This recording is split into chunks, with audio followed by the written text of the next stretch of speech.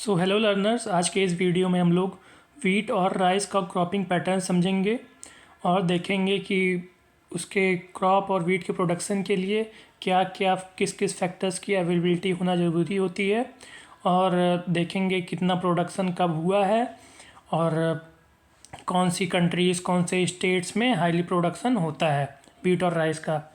तो चलिए शुरू करते हैं। पहले हम समझ लेते हैं ये जो वीट होती है और राइस होता है क्या होता है। ओके, तो ये फूड क्रॉप है या कैश क्रॉप है, रबी में आता है या खरीफ में आता है, तो इन सब के बारे में भी जानकारी लेना ज़रूरी है। तो समझते हैं हम लोग। 2/3 of India's population is engaged in agriculture activities. हम लोग को पता ही होगा कि हमारी जो पॉपुलेशन है उसका लगभग 2/3 जो हिस्सा है वो लगभग एग्रीकल्चर एक्टिविटीज़ में ही लगा हुआ है। एग्रीकल्चर एक तरह का प्राइमरी एक्टिविटी है जिसमें फूड ग्रेन्स का प्रोडक्शन और रॉ मटेरियल्स, जो इंडस्ट्रीज़ में रॉ मटेरियल्स होते हैं उसका एक्सट्रैक्शन इसके अंदर आता है। ठीक है, इंडिया है geographically a vast country, so it has a various food and non food crops which are cultivated in 3 main cropping season which are rabi, kharif and जायद।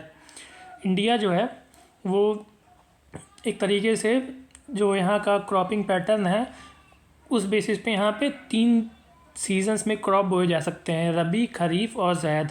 रबी सीज़न क्या होता है? रबी सीज़न मेनली हम कह सकते हैं इसको ठंडियों का सीज़न। ओके, ठंडियों विंटर्स के सीज़न को मेनली हम रबी, उस समय रबी क्रॉप बोए जाते हैं विंटर्स में। ओके, और खरीफ यानी कि खरीफ का समय होता है आपका रेनी सीज़न में। ओके, और जो इन रेनी सीज़न और विंटर सीज़न के बीच का जो वो होता है समय होता है उस बीच में जायद क्रॉप बोए जाते हैं। ओके, सो ये जो है ये हमने समझा। तो आगे देखते हैं क्या कह रहा है। Major crops can be classified into food crops, rice, wheat, millets, maize and pulses. तो फूड क्रॉप्स में आप क्या जाते हैं? Rice, wheat, millets, maize, pulses. एक तरह से ये सब जैसे आपके क्या कहते हैं, चावल, गेहूँ, दालें, भुट्टे, मकई, ये सब यही सब आ जाता है आपके फूड क्रॉप्स में, क्योंकि इन सब के बिना हमारा जो क्या कहते हैं डे टू डे में हम खाना पीना वो नहीं हो पाएगा अगर ये सब ना हो पाए। और कैश क्रॉप्स में मेनली आ जाता है कि जिसका जो प्रोडक्शन होता है मेनली ये सब कैश के लिए होता है, मतलब लोग इसको ज़्यादा उगाना पसंद करते हैं क्योंकि इनका जब वो बोते हैं तो इससे कैश का प्रोक्योरमेंट होता है उनका, क्योंकि इनका जो प्रोडक्शन होता है वो हाई अमाउंट में किया जाता है और इसके लिए सूटेबल एरिया भी चाहिए होता है इन सब के लिए। ओके, क्योंकि जूट जो है वो एक अलग एरिया में बोया जाएगा, कॉटन जो है ब्लैक सॉइल में बोया जाएगा, रबड़ के लिए भी अलग क्लाइमेटिक कंडीशन चाहिए। तो मेनली जो ये क्रॉप्स हैं उनके लिए लगभग सिमिलर क्लाइमेटिक कंडीशंस होते हैं, पर जो ये क्रॉप्स होते हैं उनके लिए अलग अलग क्लाइमेटिक कंडीशन में अलग अलग क्रॉप होते हैं। तो एक तरीके से इनका डिस्टिंक्शन इस तरह से किया गया है। तो अब देखते हैं क्रॉपिंग सीजन्स कौन कौन से होते हैं। तो पहला है रबी सीज़न में मैंने बताया था आपको ठंडियों का सीज़न, जैसे अक्टूबर, नवंबर, दिसंबर में। तो जो अक्टूबर, नवंबर, दिसंबर में जो रबी क्रॉप्स होती हैं जैसे वीट हो गई, चना हो गया, सरसों का बिया हो गया, ये सब जो है वो रबी सीज़न में सोन किया जाता है। सोन मतलब उगाया जाता है, उनका जो सीड्स को बोया जाता है वो लगभग अक्टूबर दिसंबर के महीने में किया जाता है और इनको हार्वेस्ट किया जाता है अप्रैल जून के महीने में, गर्मियों के महीने में। ओके, इनमें से कौन से प्रोडक्ट्स आ जाते हैं इसमें? वीट, बार्ली, पीस, ग्राम, मस्टर्ड एट्सेट्रा। ओके, और कौन कौन से स्टेट्स में ये होते हैं? पंजाब, हरियाणा, हिमाचल प्रदेश, जम्मू कश्मीर, उत्तराखंड एंड उत्तर प्रदेश। तो इन सब जो जगहों में जो हमारे रबी क्रॉप्स वो मेनली होते हैं। खरीफ क्रॉप्स मैंने बताया रेनी सीज़न के अराउंड इनका बुआई होता है, जैसे जून जुलाई में रेनी सीज़न होता है तो उस समय इनका सोन होता है, यानी कि इनको बोया जाता है और हार्वेस्ट किया जाता है सितंबर अक्टूबर में, जब वही आपका ऑटम का सीज़न चलता है, या कह सकते हैं कि जो गर्मियों से ठंडियों के बीच का जो ट्रांजिशन होता है उस फेज़ में इसका हार्वेस्टेड किया जाता है, इसको हार्वेस्ट किया जाता है। ओके, सो इनमें जो आ जाते हैं आपके राइस, मेज, jowar, bajra, tuar, moong, urad, cotton, jute, groundnut, ये सब इसमें आ जाते हैं। Okay, Assam, West Bengal, coastal regions of Orissa, Andhra Pradesh, Telangana, Tamil Nadu, Kerala and Maharashtra. तो जैसा हम लोग जानते होंगे कि जैसे जो राइस होते हैं और कई सारे जो खरीफ सीजन में बोए जाते हैं उनको हाई इरिगेशन चाहिए होता है। तो ज़्यादातर ये ऐसे जगह पे पाए जाते हैं कि जहाँ पे वाटर अवेलेबिलिटी ज़्यादा हो। तो एक तरीके से कुछ ज़्यादा चीज़ें रेनफॉल से कवर हो जाती हैं, बाकी का जो यूटिलिटी रहती है वो आपकी इरिगेशन से हो जाती है। ओके। और जेड क्रॉप्स मैंने बताया जो ट्रांजिशन का फेज़ होता है, जो ये गर्मियों और ठंडियों के बीच में जो समय बचता है उस बीच में आपका ये बोया जाता है। ओके। मार्च से जुलाई का होता है जब ठंडियाँ ख़त्म होने वाली रहती हैं, ख़त्म होती हैं और गर्मियाँ स्टार्ट होती हैं, उस बीच के सीज़न में इसको हार्वेस्ट किया जाता है लगभग। ओके।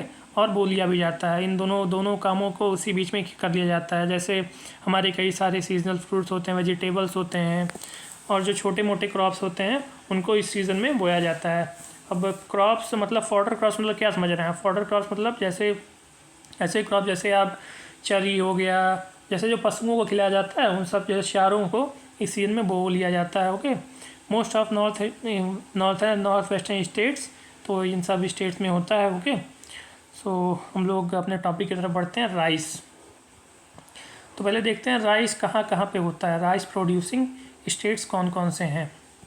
तो जो हमारा राइस है, राइस वो मेनली पंजाब, हरियाणा, उत्तर प्रदेश, बिहार, आसाम, छत्तीसगढ़, उड़ीसा, वेस्ट बंगाल, आंध्र प्रदेश, तमिलनाडु, इन सब क्षेत्रों में बहुत ज़्यादा राइस होता है। ओके। मतलब इन सब क्षेत्रों में ज़्यादा प्रोडक्शन होता है राइस का। पर इसका मतलब ये नहीं कि इस तरफ होता भी नहीं होगा, इस तरफ भी होता है पर बहुत कम होता है, लिटिल अमाउंट में इस तरफ भी होता है। ओके। सो इन सब रीजन्स में राइस का प्रोडक्शन ज़्यादा होता है।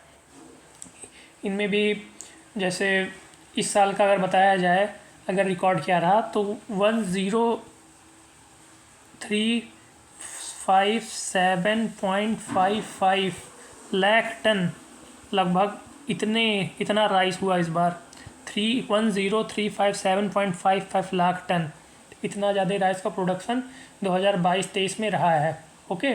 और जो वेस्ट बंगाल है, वेस्ट बंगाल वेस्ट बंगाल में सबसे ज़्यादा राइस का प्रोडक्शन हुआ, लगभग 14%।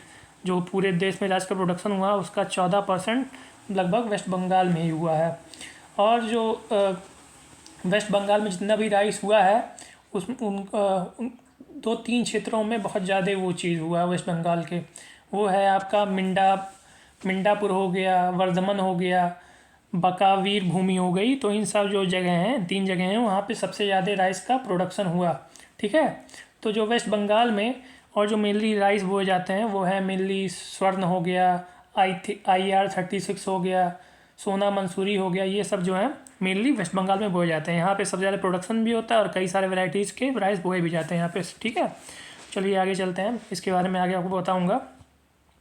सो राइस का क्लाइमेटिक कंडीशन देख लेते हैं। राइस को की कल्टीवेशन के लिए क्लाइमेटिक कंडीशंस क्या चाहिए होते हैं।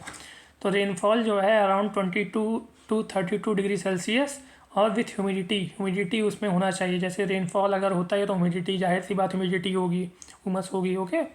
तो ये 22-32 डिग्री सेल्सियस हमको टेम्परेचर चाहिए होता है। रिलेटिवली मॉडरेट टेम्परेचर ये होता है, उतनी ज़्यादा ना गर्मी ना ज़्यादा ठंडी। रेनफॉल जो है 150 to 300 सेंटीमीटर चाहिए होता है। ये ज़्यादातर क्लेई सॉइल में या लोमी सॉइल में होता है। ओके। जो हमारे सबसे ज़्यादा मैंने बताया कि इस बार भी लगभग 18% सॉइल, आपका 14% सॉइल वेस्ट बंगाल में हुआ। तो वेस्ट बंगाल हमेशा से ही आगे रहता है, वेस्ट बंगाल, फिर पंजाब, फिर उत्तर प्रदेश, आंध्र प्रदेश, बिहार। तो ये सीरीज़ आप याद कर लीजिएगा कि कौन कौन सा स्टेट कौन से सबसे ज़्यादा हैं, कौन से कम है। ठीक है। तो एक तरीके से यूपी बिहार में तो चावल बहुत ज़्यादा ही खाया जाता है, एक तरह का स्टेपल क्रॉप है। अब ये बहुत ज़्यादा होता भी है, इस वजह से जो एक फूड सिक्योरिटी का मामला होता है वो कम हो जाता है, क्योंकि ये जो क्रॉप्स होते हैं बहुत ज़्यादा मात्रा में होते भी हैं और सस्ते भी, एक तरीके से लोग अफोर्ड कर सकते हैं खरीदना।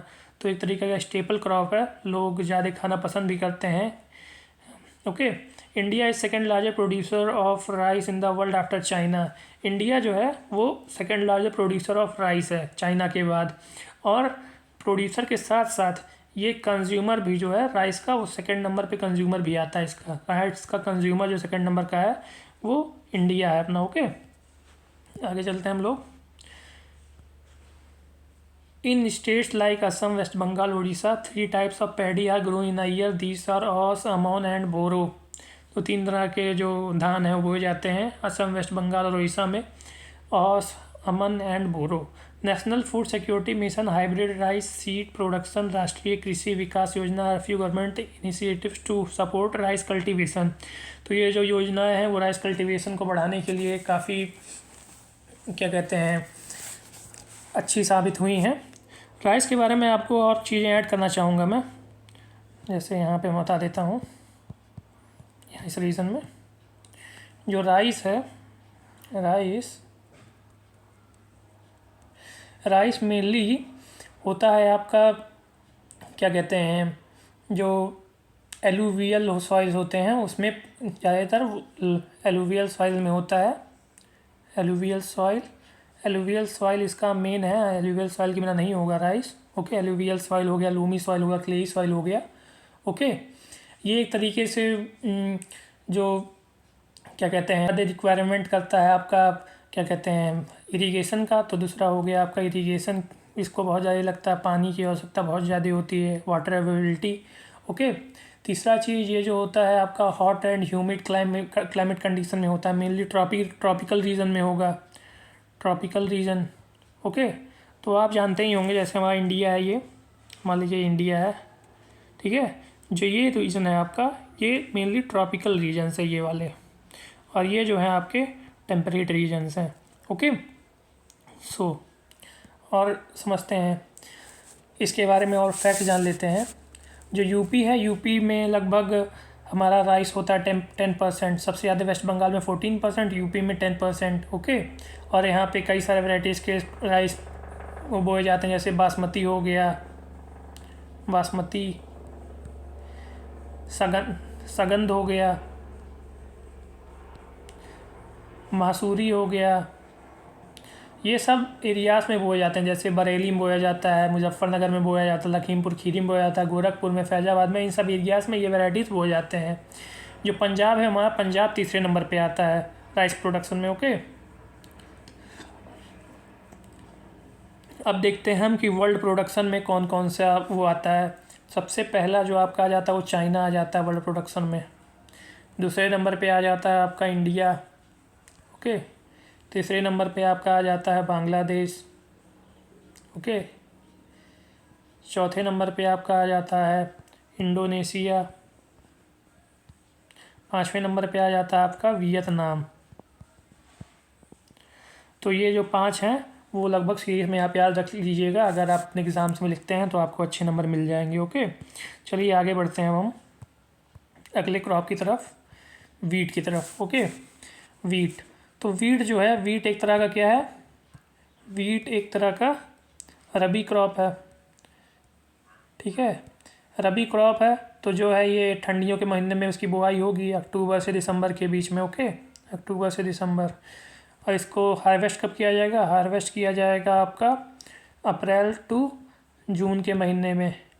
ओके, और ये जो इसको हीट रिक्वायर होती है around 10 to 15 degree Celsius heat require होती है। ठीक है, सोइंग के टाइम पे, यानी कि जब बुआई होती है इसकी उसके टाइम पे इसको 10 to 15 डिग्री सेल्सियस टेम्परेचर चाहिए होता है, रिक्वायरमेंट होती है। और जब हार्वेस्ट किया जाता है उस समय इसको जो टेम्परेचर चाहिए होता है 21 degree Celsius to 26 degree Celsius. Okay, so ये चीज़ें मेन फैक्ट्स हो गए, आप याद रखिएगा और अपने एग्ज़ाम में ज़रूर लिखिएगा। अब देखते हैं major wheat producing states. Major wheat producing states आप देख रहे होंगे, ये रहे आपके, इतने में ही सिमट गए हैं लगभग। हिमाचल प्रदेश, पंजाब, हरियाणा, राजस्थान, उत्तर प्रदेश, गुजरात, मध्य प्रदेश, महाराष्ट्र, बिहार, वेस्ट बंगाल। तो वेस्ट बंगाल देख सकते हैं आप, वीट में ही इतना होगा, जितना राइस में हो उतना वीट में भी होगा। ये वीट भी प्रोडक्शन यहाँ पे अच्छा खासा होता है। ओके, पर जो वीट का ज़्यादा प्रोडक्शन होता है वो इस क्षेत्र में ज़्यादातर होता है आपके। ओके, सो ये चीज़ें जो हैं आपकी ये अच्छे से काम आएंगी। आगे देखते हैं हम लोग, आगे क्या है। टेम्परेचर मैंने बताया कि जो सोइंग के टाइम पे होता है वो कितना चाहिए रहता है, लगभग 10 to 15 डिग्री सेल्सियस, और जब हार्वेस्ट किया जाता है तो 21 to 26 डिग्री सेल्सियस चाहिए होता है। रेनफॉल लगभग 75 से 100 सेंटीमीटर चाहिए होता है। और जो सॉइल रिक्वायर्ड होता है इसमें well drained, fertile, loamy and clayey soil होता है। जो गंगा सतलज और अपना ब्लैक सॉइल रीजन है डेक्कन का, उसमें ये ज़्यादातर पाए जाते हैं, इसलिए सॉइल का प्रोडक्शन वहाँ ज़्यादा होता है, उसका वीट का प्रोडक्शन। ओके, जो टॉप वीट प्रोड्यूसिंग स्टेट है उसमें आपका आ जाता है उत्तर प्रदेश, सबसे पहले नंबर पे उत्तर प्रदेश है, फिर आपका पंजाब है, फिर महाराष्ट्र, फिर मध्य प्रदेश है, फिर हरियाणा है, फिर राजस्थान है। तो ये 5 स्टेट वो है, सीरीज़ में याद कर लीजिएगा। India is second largest producer after China. India इसमें भी देखिए सेकेंड है, हर चीज़ में इंडिया सेकेंड ही है। Second largest producer of after China. This is it's second most important cereal crop and the main food crop in the north and north western India. तो ये जो है, जो एक तरीके का स्टेपल क्रॉप है, सीरियल क्रॉप है, सेकेंड जो है सबसे, चावल के बाद सबसे ज़्यादा खाया जाने वाला क्रॉप यही है। इसको नॉर्थ और नॉर्थ वेस्टर्न स्टेट्स में ज़्यादा खाया जाता है इसे। ओके, एक तरीके से जो ये वीट था, वीट के सक्सेस का मेन रीज़न है ग्रीन रिवॉल्यूशन, जो 1960s में 1970s में आया था green revolution. 1960s green revolution आया था, उसके वजह से जो वीट का प्रोडक्शन है वो हाईली इंक्रीज़ कर गया था। वीट प्रोडक्शन हाईली इंक्रीज़ होने का क्या बेनिफिट रहा, जो हमारे यहाँ फूड इनसिक्योरिटी की प्रॉब्लम थी वो मिट गई थी। ओके, पर इसके साथ साथ हम लोग high yielding variety of seed use करते थे, जिसकी वजह से हाई एग्रीकल्चर प्रोक्योरमेंट लगता था हमको। हाई हाई आइल तो बढ़ गया था, उसके साथ आपको फर्टिलाइजर्स, मैन्योर्स, इन सब का प्रयोग बहुत ज़्यादा करना पड़ रहा था। इरीगेशन हाईली हो गया था कि इरीगेशन के बिना कुछ नहीं हो पाएगा, बहुत ज़्यादा इरीगेशन करना पड़ता था। तो ये सब थोड़ा वो था। ओके, और समझते हैं क्या कह रहा है। Macro management mode of agriculture, India national food security mission and Rashtriya Krishi Vikas Yojana are few government initiatives to support wheat cultivation. तो ये सब योजनाएं हैं जो वीट कल्टीवेशन को सपोर्ट करती हैं। तो इसके साथ ही एक चीज़ और समझ लीजिए आप कि जो वीट है, वीट के लिए जो ट्रॉपिकल या क्या कहते हैं टेम्परेट रीजन होता है, टेम्परेट रीजन्स में वीट अच्छे से होता है। ओके, टेम्परेट रीजन्स में, ठीक है। और इसके लिए फर्टाइल लोमी क्लेई सॉइल चाहिए होती है, जिसकी ह्यूमिडिटी लगभग 50 से 60% हो, इतनी तो चाहिए ही होती है, ठीक है। जो उत्तर प्रदेश है हमारा सबसे ज़्यादा प्रोडक्शन करता है, मध्य प्रदेश उसके बाद। ओके, तो ऐसे ऐसे सीरीज़ में है। अब देखते हैं हम लोग का वर्ल्ड प्रोडक्शन में कौन सबसे ज़्यादा करता है। वर्ल्ड प्रोडक्शन में सबसे पहले नंबर पे बताया आपको चाइना था। ओके, राइस में भी, वीट में भी। सेकंड नंबर पे इंडिया रहेगा आपका। तीसरे नंबर पे आपका रसिया आ जाएगा, रूस। चौथे नंबर पे आपका आ जाएगा यूएसए।